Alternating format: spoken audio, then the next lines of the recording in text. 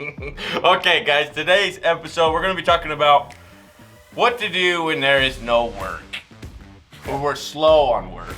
Build a welding bed. Build a welding bed. For anybody that doesn't know, guys, go over to Cabe's YouTube channel, and he's building a welding bed. It looks good. It's down in the, it's down underneath us right now, so we're above the shop at the moment. But it's looking good, so go take a look at that. This topic, not having any work, what to do when there's no work. It is,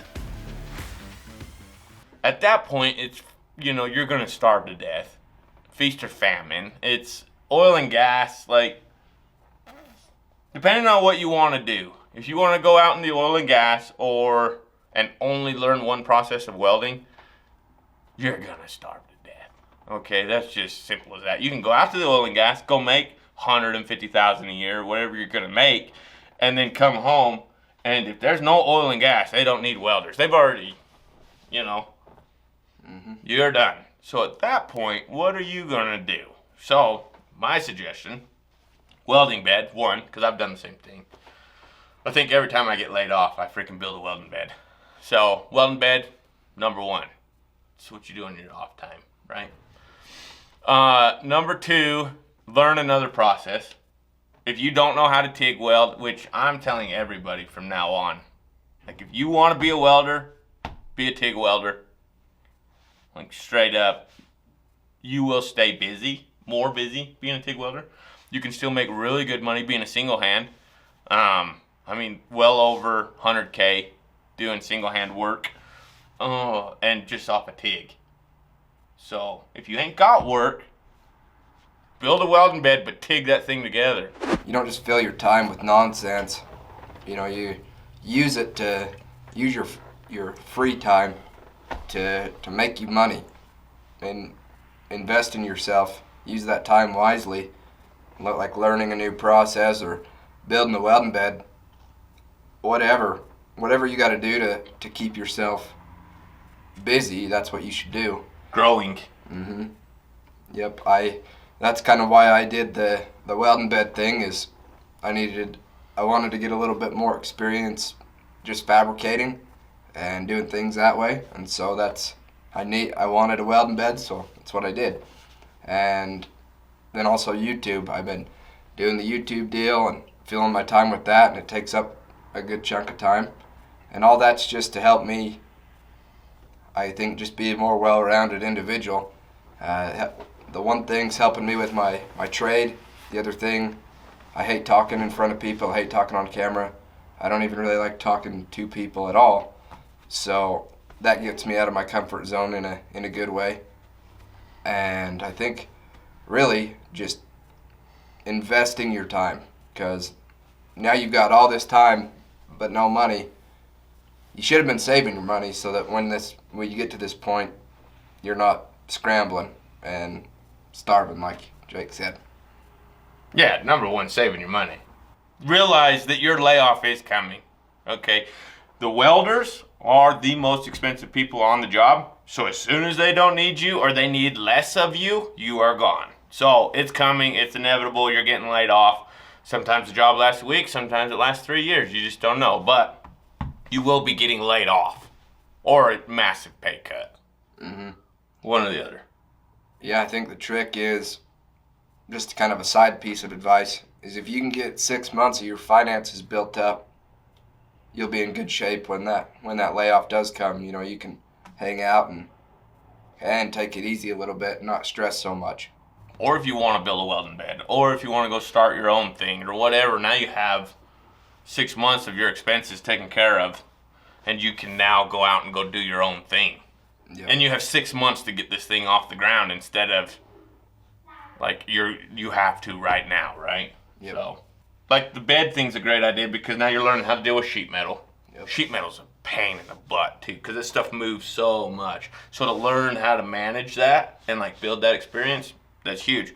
Learn your processes. If you don't know how to TIG. If you don't know how to downhill, learn the downhill. Read a book every now and then. All right, try that out. Cabe. I read lots of books. I know Cabe does. He does read a lot of books. He listens to a lot of books. get your finance books, get you like what you're interested in, learn to grow, freaking figure out what you are interested in or where you want to take your life. There's somebody that has wrote something about it. There's somebody that has done a video on it. Yeah, books are powerful. It's free knowledge, really. Yeah. You can expand your mind enough. You can start to grow your own ideas off of one sentence out of that book. And if there's 500 sentences in a book, you just got 500 new ideas. Mm-hmm. And a path on how to achieve it. Mm-hmm. Somebody's already done it before you. Your fresh new idea, it's not that fresh and new. Okay, somebody has already done the basic concept of what you want to do. So, go read on how he did it and then mimic it. And then just take your idea and do the same thing. You can look for clientele when you have downtime. But if you're doing that before you have downtime, then you won't have downtime. So you should be networking and marketing while you're working and when you have downtime, not one versus the other, because if you do it that way, you're always going to have downtime. Yep. And dude, that is so true, because when I was welding, when I was just straight rig welding, it's all you did. Like, you made friends, you went and met other welders, you were constantly talking, you knew where all the jobs were in kind of your specific area. Like, I knew where most of the jobs were from North Dakota to Texas, Nevada to like North Dakota. Like, that was my area. I knew where all the work was because I was networking while I was working, and then when I was off of work, I was networking, right? Mm-hmm. Now, depending on what you want, I mean, you can always turn jobs down, and like if you want to have downtime or whatever, you can always turn jobs down. But when you own a business, it's a whole nother deal. So I was networking, and we would get these jobs, right? And we'd get Cabe and all the boys. We'd all get loaded up. We'd go get these jobs knocked out. Well, we wound up on a job in North Dakota that took us 18 weeks. And almost to the day, dude. So I stayed on that job. And I helped on that entire job. And we were just focused on getting that job done. When that job ended, because I was not doing my job, what I'm supposed to be doing, my job nowadays is to find work. Like, that's all I do. To own a business, you need to realize what your job is, and to find work is my number one job. Mm-hmm. And so, constantly networking. So when we don't have work, that's my fault. If you're trying to market yourself or network or whatever, don't go to these people and say, here I am, this is who I am, whatever. Well, you do that. And if they tell you no, don't just walk away. Ask for referrals. We'll say, okay, well, is there anybody that you know that does want a welder? Is there any contractors that you do know that are hiring rig welders? Or what other projects do you got going on? And see if you can get in that way, through a friend of a friend or whatever, a contact of a contact. Mm-hmm. Everybody wants a soft quit. Yep. And so, like, even me, myself, when people ask, hey, man, you got any work? Well, no, not really, you know. And it's because I'm busy doing other things at the moment. I got work. I need welders. I just don't know where to put you. And at that point, it's like, well, no, not right now. Just send me your information. And then I try to slide it out, you know, kind of get it out of the way for right now.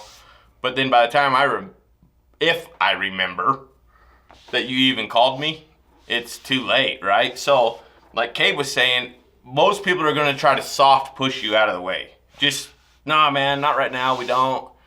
That's when his advice comes in and you start digging a little bit. I mean, you already got the dude cornered. He ain't going nowhere. Stand on their neck a little bit. Yeah. Make them say yes. yeah, or have somebody they know that might need you. Anyways, guys, anything else? No? That's it. Everybody have a great rest of your night. Be blessed. We'll talk to you here on the next one. See ya.